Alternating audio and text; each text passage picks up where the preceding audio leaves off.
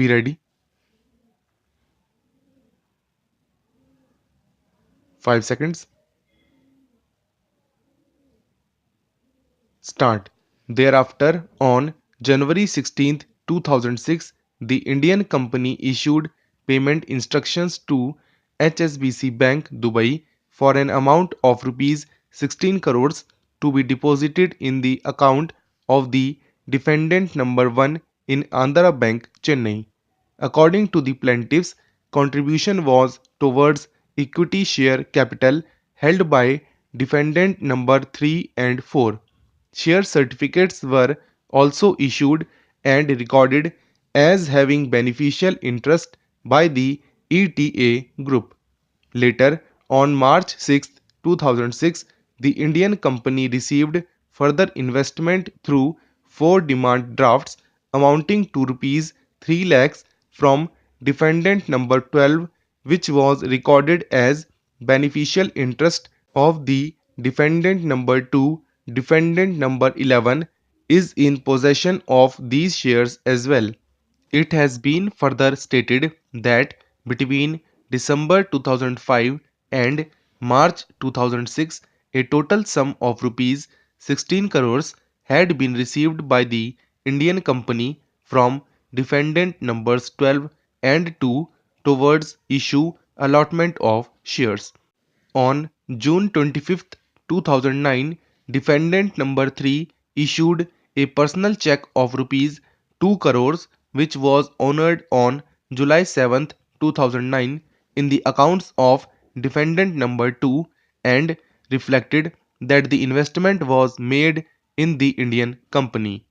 On June 28, 2009, a further investment was made in the Indian company by defendant number 12 to the tune of rupees 2 crores through payment instructions to Emirates Bank to debit the same, which was actually credited on 1st June 2009.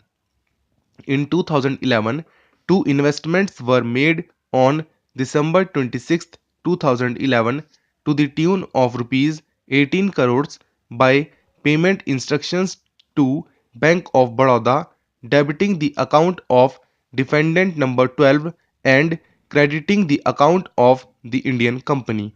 Thereafter, share certificates in the names of the defendant numbers 3 and 4 were issued by the defendant number 1 around February 10, 2012. The plaintiffs also stated that defendant numbers 3 to 7 admitted and acknowledged that defendant number 2 had a beneficial interest in the share certificates of the Indian company issued in their names. Defendant numbers 3 to 7, however, do not have physical possession of these 2,70,000 shares, the same being held by defendant number 11. It was also contended in the plaint that defendant bank had share transfer forms of the company. Accordingly, it was urged that defendant number 2 has a beneficial interest over the shares of the defendant number 1 but held in the names of defendant numbers 3 to 7. It was further urged in the plaint that deconsolidation of the accounts and businesses of defendant number 2 with that of defendant number 11 was effected in 2016 with retrospective effect from 2014. The same was on accounts of defendant numbers 3, 4 and 7 to sign the financial statements of defendant number 2.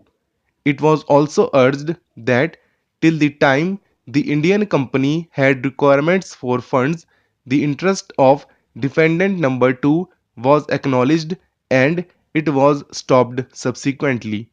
It was further urged that the entire remittance towards the suit shares of 6.16% of the Indian company were by the funds provided by defendant number 12 or defendant number 2 and no part of the funds came from the personal accounts of defendant numbers 3 to 7. It was further urged by the plaintiffs that defendant numbers 8 to 10 had direct knowledge of these facts.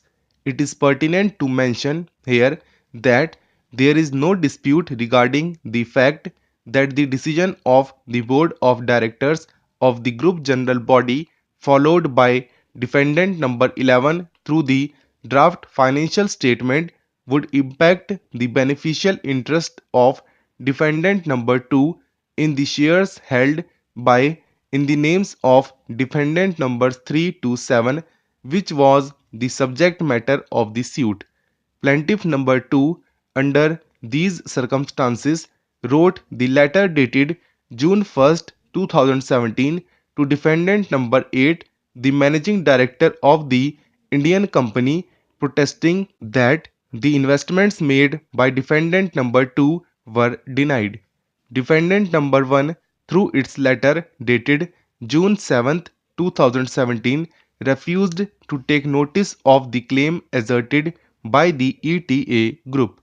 Plaintiff number 2 thereafter sent another letter dated June 12th, 2017 to the Indian company addressed to the managing director of the Indian company giving details in support of the claim of the ETA group.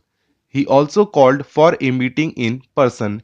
However, defendant numbers 8 and 9, along with other directors of the Indian company, failed to attend the meeting proposed by plaintiff number 2. However, they sent a letter dated June 27th, 2017, stating that they had earlier replied on June 7, 2017 itself and had nothing further to state.